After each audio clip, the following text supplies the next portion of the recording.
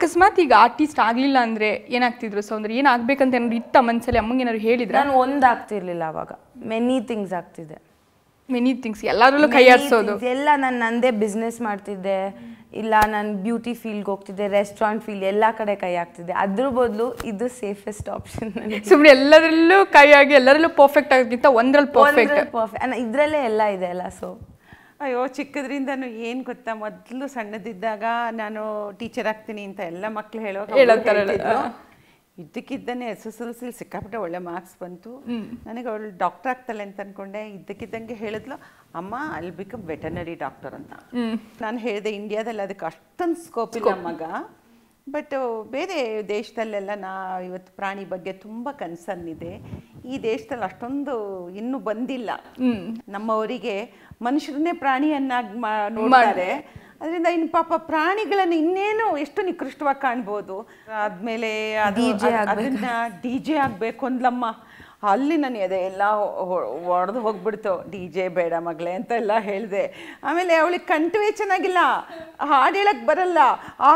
ಇದರಲ್ಲಿ ಏನೇನೋ ಹಾಡು ಹೇಳೋಳು. ನಾನು ಅವಳನ್ನು ಸಹಿಸ್ಕೋತಿದ್ದೆ.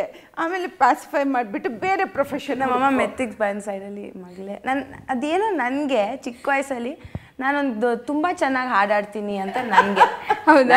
ಎಲ್ಲರೂ ಹೇಳ್ತಿದ್ರು, ಇಲ್ಲ ಏನೋ ನಿಂಗೆ ಅಷ್ಟು ಚೆನ್ನಾಗಿಲ್ಲ ವಾಯ್ಸ್. ಬಟ್ ನಾನು ಒಬ್ಳೆ ನನ್ನ ಕಿವಿಗೆ ಅದು ನನ್ನ ವಾಯ್ಸ್ ಹೆಂಗೆ ಕೇಳಿಸ್ತಿತ್ತು ಅಂದರೆ it was like too good. ಅದಕ್ಕಿದ್ದಂಗೆ ಅವಳಿಗೆ ರ್ಯಾಂಪ್ ಮೇಲೆ ನಡೆಯೋದು ಇಂಟ್ರೆಸ್ಟ್. ಮಾಡೆಲ್ ಆಗಬೇಕಂತ. ಮಾಡೆಲ್ ಆಗೋಕ್ಕೆ ಅದಕ್ಕೆ ಹೊರಟೋದ್ಲು. ನನ್ನ ಕಡೆ ಅವಳ ಫ್ರೆಂಡು ಅವೀವಾ ಅಂತ ಹೇಳಿ ಪ್ರಸಾದ್ ಬಿಡ್ಡಪ್ಪ ಅವ್ರ ಮಗಳ ಜೊತೆಲಿ ನಾನು ಕೂಡ ಇದಕ್ಕೆ ಮಿಸ್ ವರ್ಲ್ಡ್ಗೆ ರೆಡಿ ಆಗ್ತೀನಿ ಅಂತೆಲ್ಲ ರೆಡಿ ಆಗಿತ್ತು. ನನಗೆ ಹೆದರಿಕೆ ಬಂದುಬಿಡ್ತು. ಯಾಕೆಂದರೆ ಅದಕ್ಕೆ ಆಯುಸ್ ಕಮ್ಮಿ. ಅಂದರೆ ನಮ್ಮ ರಕ್ತ ಮತ್ತು ನಮ್ಮ ಯೌವನ ಎರಡೂ ಹೋದ್ಮೇಲೆ ಅದಕ್ಕೆ ಬೆಲೆ ಇಲ್ಲ, ಆಯಿತಾ? ಆದರೆ ಅದೇ ಎನರ್ಜಿಯನ್ನು ನಮ್ಮ ಸಿನಿಮಾ ಚಿತ್ರರಂಗಕ್ಕೆ ಹಾಕಿದ್ರೆ, ಒಂದು ಪಾತ್ರಕ್ಕೆ ಹಾಕಿದ್ರೆ ಜೀವನ ಪೂರ್ತಿ ಮುಂದಿನ ತಲೆಮಾರು ನಾವಿಲ್ಲದೇ ಇದ್ದರೂ ಕೂಡ ಅದೊಂದು ಡಾಕ್ಯುಮೆಂಟ್ ಆಗಿ ಉಳಿಯುತ್ತೆ. ಅದಾದಮೇಲೆ ಏಕಾಏಕಿ ಒಂದಿನ ಬಂದಳು. ಒಂದು 12:30 ರಾತ್ರಿ ನಾನು ಚೆನ್ನಾಗಿ ನಿದ್ದೆ ಇದೆ, ಎಬ್ಬಿಸ್ಬಿಟ್ಲು. ಅಮ್ಮ ಅಮ್ಮ ಅಮ್ಮ ಅಮ್ಮ ಅಮ್ಮ ಎದೊಳಿ ಅಂತ. ಏನು ಅಂತಂದರೆ ಇವೆಲ್ಲ ಕಿವಿಲಿ ಹೇಳ್ತಾಳೆ ನನಗೆ. ನಾನು ಏನದು ಏನು ಇಡ್ತೀನಿ ಅಂತ ಹೇಳಿದ್ದು, ಇದು ಲಿಪ್ ಬಾಮ್ ಅಲ್ಲ, ಅದಕ್ಕಿಂತ ಮುಂಚೆ ಸ್ಪಾ ಮಾಡ್ತೀನಿ ಅಂತ ಹೇಳಿದ್ಲು. ಸ್ಪಾ ಮಾಡ್ತೀನಿ, ನನಗೆ ನೀವು ಇನ್ವೆಸ್ಟ್ ಮಾಡಿ ನನಗೆ ಈ ವರ್ಲ್ಡ್ಸ್ ಬೆಸ್ಟ್ ಸ್ಪಾ ಮಾಡಬೇಕು. ಅದು ನಾನು ಮಾಡ್ತೀನಿ. ಆದರೆ ಅಯ್ಯಪ್ಪ, ಆಯ್ತಾ? ನಾನಂದ್ರೆ ಎಲ್ಲಾರ್ದು ಕೈ ಕಾಲು ತೊಳೆಯೋ ಕೆಲಸ ಯಾಕಮ್ಮ, ಎಲ್ಲಾರ್ದು ಕೂದಲು ಕಟ್ ಮಾಡಿ ಅರ್ಥನೇ ಆಗಲ್ಲ. ಆಯ್ತು, ನನಗೆ ಅರ್ಥ ಆಗಿದ್ದು, ನನಗೆ ಗೊತ್ತಿರೋದು, ಆಯ್ತಾ? ಆಮೇಲೆ ಆಯ್ತು ನಾಳೆ ಮಾತಾಡೋಣ ಅಂತ. ಪಾಪ ಬೆಳಗ್ಗೆ ನಮ್ಮ ಯಜಮಾನ್ರ ಜೊತೆ ಏನೋ ಒಂದಷ್ಟು ಕೂತ್ಕೊಂಡು, ಪಾಪ ನಾನು ಅದು ಮಾಡ್ತೀನಿ ಇದು ಮಾಡ್ತೀನಿ. ಅವ್ರು ಹೀಗೆ ನೋಡಿದ್ರು, ಏನು ಮಾಡ್ತೀಯಾನೋ ಆಯಿತು ನೋಡಮ್ಮ, ಬಟ್ ಸಿನಿಮಾ ಬೇಡವಾ? ಸಿನಿಮಾ ಬೇಕು, ಆದರೆ ಇದು ಮಾಡ್ತೀನಿ ಅಂತ. ಸರಿ, ನಾನು ಮುಂದೆ ಹಾಕಿದೆ. ಒಂದಿನ ರಾತ್ರಿ ಮತ್ತೆ ಇದೆಲ್ಲ ಇವಳಿಗೆ ರಾತ್ರಿ ಹೊಳೆಯೋದಮ್ಮ, ಐಡಿಯಾಸ್ ಎಲ್ಲ ಬರೋದು, ರಾತ್ರಿ ಹೊಳೆಯುತ್ತೆ, ಆಯಿತಾ? ಇನ್ನೊಂದು ರಾತ್ರಿ ಬಂದ್ಲು, ಅಮ್ಮ ಅಮ್ಮ ಎದೊಳಿ ಅಂದ್ಲು. ಏನಮ್ಮ ಅಂತ ಕೇಳಿದೆ. ನಾನು ಹೋಟ್ಲ್ ಇಡ್ತೀನಿ ಅಂತ. ನಾನು ಇದು ಯಾಕಮ್ಮ ಅವಳು ಸೌಂದರ್ಯ ತುಂಬ ಚೆನ್ನಾಗಿ ಅಡುಗೆ ಮಾಡ್ತಾಳೆ. ಅವಳಿಗೆ ನಾನು ಅಡುಗೆ ಹೇಳ್ಕೊಡ್ಲಿಲ್ಲ ರೀ. ಅವಳಿಗೆ ನಿಜವಾಗ್ಲೂ ಅದೊಂದು ಆ ಕಲೆ ಮಾತ್ರ ದೈವದತ್ವವಾಗಿ ಬಂದಿರ್ತಕ್ಕಂಥದ್ದು. ಕಲ್ತಿರೋಂಥದ್ದು. Is a very good cook. ಹೌದು, ತುಂಬ ಒಳ್ಳೆ ಅಡುಗೆ ಮಾಡ್ತಾಳೆ.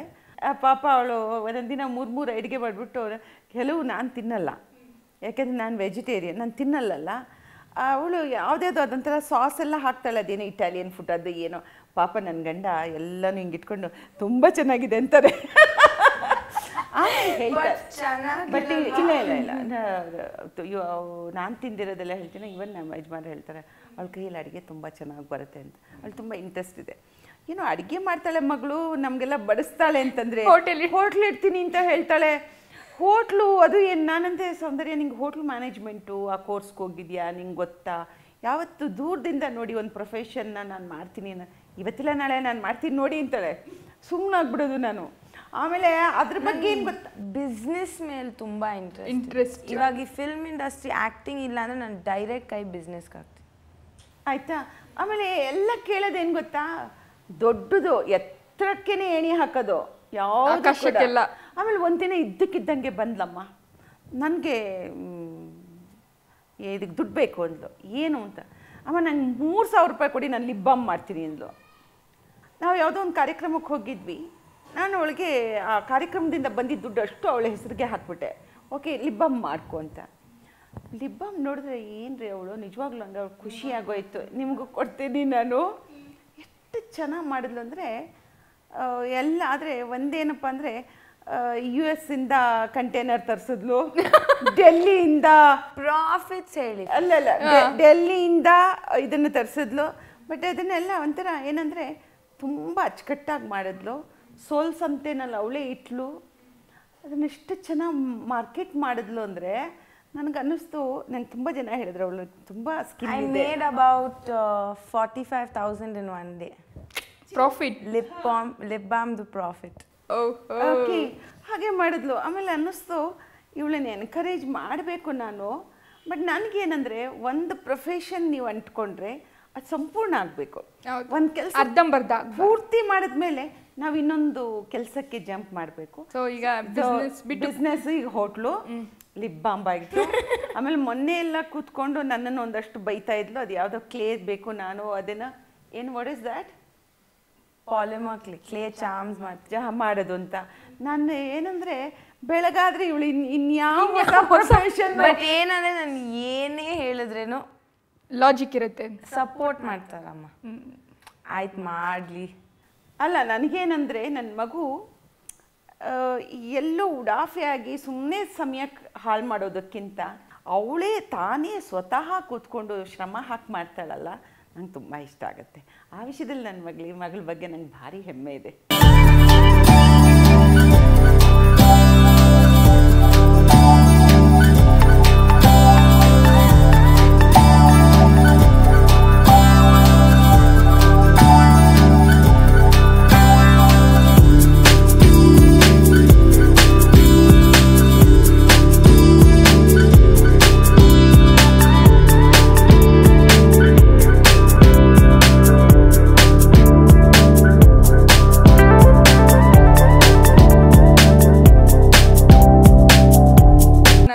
ಮಾಡ್ತೀನಿ ಅಂತ ಯಾವಾಗ ಬಂದು ಹೇಳಿದ್ದು? ಈ ಸಿನಿಮಾ 1 ವರ್ಷ ಆಯ್ತು ನೋಡಿ, ಅವಳದ್ದು ಆ್ಯಕ್ಟಿಂಗ್ ಆಯ್ತಲ್ಲ.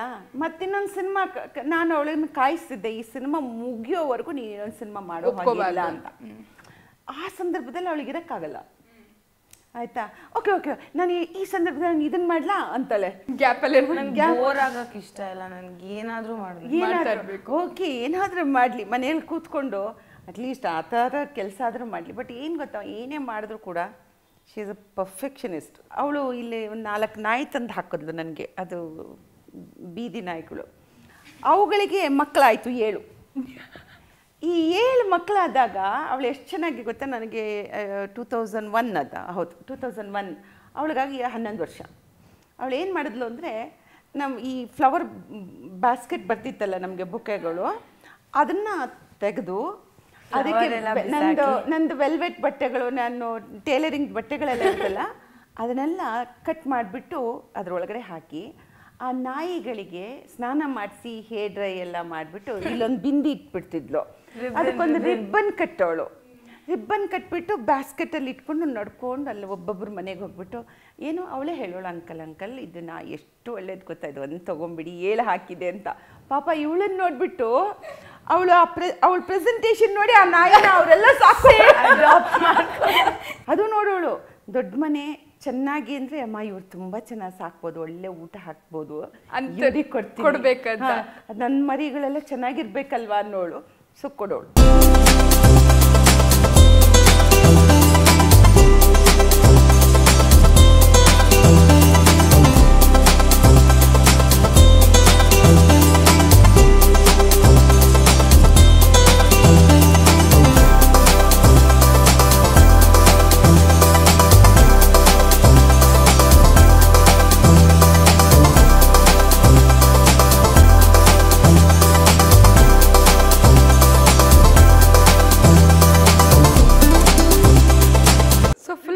ಟ್ಯಾಕ್ಸಿಗೆ ತುಂಬ ಚೆನ್ನಾಗಿರುತ್ತೆ, ಬೇರೆನ ಕನ್ವಿನ್ಸ್ ಮಾಡೋ ಅಂಥದ್ದು ಪರ್ಫೆಕ್ಟ್ ಇದೆ ಅಂತ ಅನ್ಸುತ್ತಲ್ಲ. ಮೋಸ್ಟ್ಲಿ ಇಷ್ಟೆಲ್ಲ ಮಾಡಿದ್ದಾರೆ ಅಂದರೆ ನಿಜವಾಗ್ಲೂ ಕಲಾಕಾರರೇ ಇರ್ಬೋದು. 11 ವರ್ಷದಲ್ಲೇ ಈ ಥರ ಎಲ್ಲ ಮಾಡಿ ಏನಿಲ್ಲ, ತಾಯಿನ ಮರಳು ಮಾಡೋಕ್ಕೆಲ್ಲ ಗೊತ್ತು. ಇವತ್ತು ಬೆಳಗ್ಗೆ ಏನಾದರೂ ಅಮ್ಮ ಅಂತ ಅವಳು ಕರೆಯೋ ಟೋನಲ್ಲೇ ನನಗೆ ಗೊತ್ತಾಗುತ್ತೆ ಏನೋ ಹೊಸ ತಂದಿಲ್ಲ. ಇವತ್ತೇನು ಒಂದು ಹೊಸ್ತಿದೆ.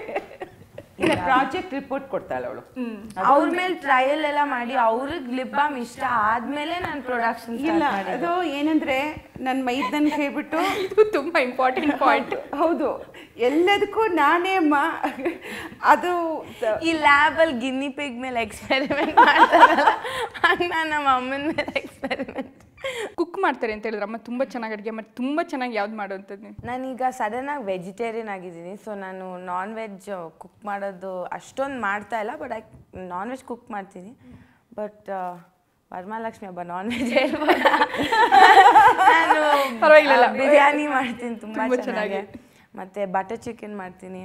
ವೆಜ್ಜಲ್ಲಿ ಪನ್ನೀರ್ ಬಟರ್ ಮಸಾಲ, ಮತ್ತೆ ವೆಜ್ ಬಿರಿಯಾನಿ, ಜೀರಾ ರೈ, ನಾನು ಎಲ್ಲ ಮಾಡ್ತೀನಿ. ಬ್ರ್ಯಾಂಡ್ ಕ್ರಿಯೇಟ್ ಮಾಡ್ಬಿಡಿ. ಏನು ಗೊತ್ತಾ, ಸೌಂದರ್ಯ ಬಿರಿಯಾನಿ, ಸೌಂದರ್ಯ ಪಿಜ್ಜಾ ಕಾರ್ನರ್ ಎಲ್ಲ ಫುಲ್ ಬಿಸ್ನೆಸ್ ಸ್ಟಾರ್ ಆದ್ಮೇಲೆ ಅಂತೂ ಇನ್ನೂ ಚೆನ್ನಾಗಿ ಫೇಮಸ್ ಆಗ್ಬೋದು ಅವಾಗ ಅಲ್ವಾ?